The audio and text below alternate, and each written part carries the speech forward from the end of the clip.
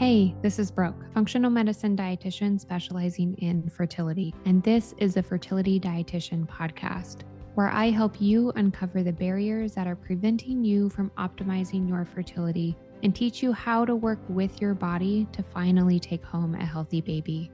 Each week, I will be diving into different topics on fertility and sharing my perspective on physiology, metabolic health, nutrition, and lifestyle approaches that have helped hundreds of couples get pregnant even after years of heartache. My goal is to empower you with the knowledge you need to take back control of your fertility. Happy listening. Whenever I talk about egg quality, I get questions like, how do I know my egg quality is improving? Or how do I know I need to improve egg quality in the first place? So we're going to talk about all of that today. And unfortunately, there isn't a simple test to assess egg quality like there is for sperm. But there are several factors that can help us determine whether all the work that you're putting in to improve egg quality is actually working or not. So, as a side note, if you're thinking AMH is equivalent to looking at egg quality, it is certainly not. I have a whole episode on AMH. I believe it's episode 4 that we'll link in the show notes. So definitely go learn more about AMH. So egg quality is something that can be improved. Even if you are in your 30s, you can actually have better egg quality than you did in your 20s. It's all about what inputs or exposures your body is having. So, to the environment, to nutrition, and so forth. And I also want to point out that sperm quality is also involved in all of these signs that we're going to talk about. So please make sure that you're also looking at optimal sperm parameters, including DNA fragmentation.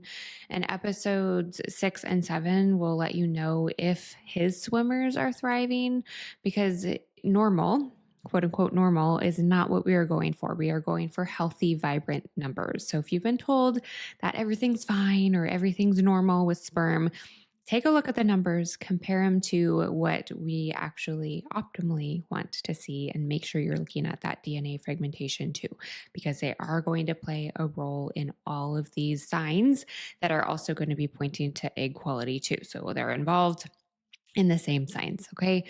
So let's take a look at some indications that our eggs could use some more love. Okay. So the first is longer time to conception. So if you've been trying to conceive for more than 4 months, this is a sign that egg quality and potentially sperm quality need a little bit more support. Okay. 4 months. It's time to dive deeper into preconception care and see how you can work to improve your eggs even more. Okay. A short luteal phase is a sign that egg quality is not up to where we want it to be. So a luteal phase that is less than 10 days is definitely a sign. Ideally, we want at least a 12-day luteal phase to allow for a really good implantation window within that phase. So if you're not familiar with what the luteal phase is, it is the phase from ovulation up until your period. And this is a sign of egg quality because when that follicle is developing, we are nourishing how robust that progesterone secretion is going to be post ovulation.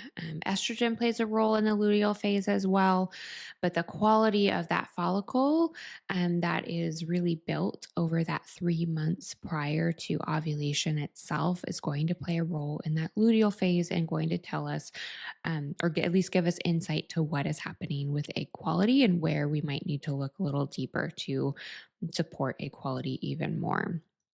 Another factor that can indicate we need to support egg quality even more is recurring miscarriage. So there's a lot to think about in addition to egg quality with recurring loss.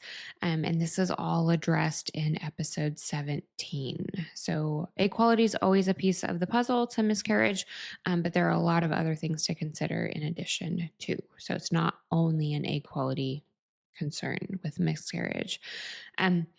Another factor to think about is if you have been through IVF and you're getting limited or 0 embryos that are making it to blast stage, or you're getting failed transfers, and that can be an egg quality concern. typically it's both egg and sperm quality concern, but definitely a sign that we want to zoom in on egg quality a little bit more. So, improving egg quality decreases chromosomal abnormalities that lead to DNA damage and make it more challenging for successful conception or continued growth and development once conception does happen. So, how do you know whether your egg quality is actually improving? Well, conception and a healthy pregnancy is the ultimate sign, but here are a few signs that you can track along the way. Okay, so regular ovulation is a good sign that egg quality is being supported. We want to see an increased and sustained basal body temperature after ovulation. Ideally, we're looking at 98 degrees Fahrenheit or higher after ovulation. Doesn't have to be that first temp jump that's into the 98s, but you're getting up into the 98s, staying there for a few days, ideally, indicates that that progesterone is really robust and healthy, and that follicle that developed and ovulated that egg was nourished very well throughout your cycle. And another sign is looking at regular phases of your cycle. So, are you having a regular period? Are you having a regular follicular phase, ovulatory phase, luteal phase? That those are all phases of follicle development, essentially. So, we get insight to what's happening with how your body is nourishing egg quality. Cycle symptoms also. So, a decrease in things like pain and mood swings are important to think about because we are talking about balanced hormones and, again, how safe your body is feeling to really support fertility as a whole, as well as egg quality. So, a ton of energy goes into every step of fertility and certainly into egg quality itself because our eggs have so many little mitochondria, which are the little powerhouses of the cells. And essentially requires a ton of energy to support this whole process. Okay, so all of these cycle signs and phases are important to pay attention to give you insight as to whether what you're doing is actually working to support egg quality. Good quality cervical mucus is a really good sign too. So as you approach ovulation, you should be seeing really good quality, stretchy, fertile mucus, which is a sign that estrogen's doing its thing. Your follicles are being supported well, and that egg quality is um, being supported as well. And then, last but not least, if you are going through IVF, you want to see embryos that are making it to blastocyst stage, a successful transfer, and successful conception or pregnancy. So, the cycle signs improving are indicating that ovarian function is improving. So, even if you start to notice these improvements, be patient with your body. The maturation of a follicle takes 3 to 4 months. So, this is the time frame that it really takes to see a significant change in egg quality. Okay, so I know you're probably wondering what to do to support egg quality, which I have a whole episode on, but we are going to hit some highlights here too. So ultimately, I always have to say that it really depends on what your body needs and where the barriers lie for energy creation in your body and where the energy is going. So it can be a very individualized approach. But in general, we want to support those mitochondria, which I briefly mentioned. But those are the little powerhouses in the cells, and our ovaries have 10 times more mitochondria than any other cells in our body. So that gives you an idea of how much more energy they require, which is why that kind of foundation of energy efficiency is something that I always go back to when we're having challenges with fertility. Okay, so again, like episode 5 is an episode that dives even deeper into what to do to support egg quality, but this is a really good place to start. We want to start by increasing vibrant colored foods in your diet, like beets, and citrus and dark greens and berries and fatty fish. These foods are really rich in polyphenols, bioflavonoids, antioxidants, and anti-inflammatory fatty acids and micronutrients that support overall ovarian function. Improving mitochondrial function and reducing oxidative stress supports ovarian function and egg quality. This also means it can support regular ovulation, balanced hormones, decrease time to conception, and increase your chance of a healthy full-term pregnancy, right? Because it all trickles down to egg quality, or all of those pieces trickle down to supporting egg quality and then a full-term healthy pregnancy. Nutrition and lifestyle changes that support your egg quality and overall fertility are going to be reducing oxidative stress. Oxidative stress can be like a normal metabolic process, but we can also increase or decrease oxidative stress based on how we're living and how we're nourishing our body. Okay, that oxidative stress can actually damage the DNA of a maturing follicle or sperm. And impact what's happening with the quality of the end ovulated egg or sperm.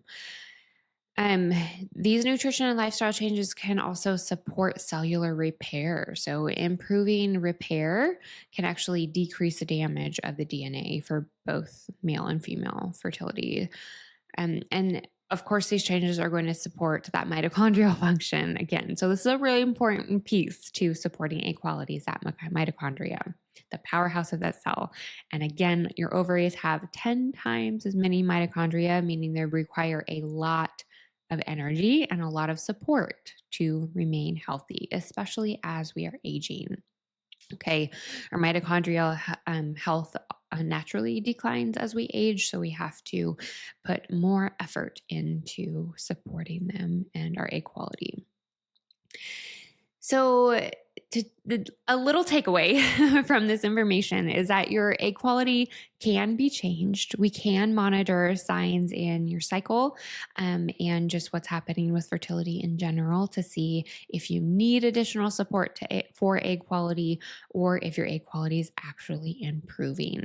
You can have better egg quality in your 30s than you did in your 20s if you nourish your body accordingly. Okay. You don't have to figure all of this out on your own. An individualized approach goes a really long ways. And if you are ready to learn how to work with your body to support fertility, don't hesitate to reach out. I would be happy to support you.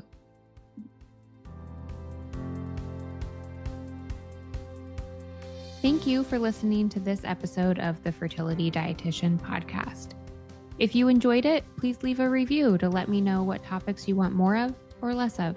If you want to keep learning, subscribe at Apple Podcasts, Spotify, or wherever you listen to podcasts. Check out my website for more info on my private coaching program, Master Your Fertility, or my membership community, Fertility Blueprint. And don't forget my digital store. Come say hi on YouTube and Instagram. See you in the next episode.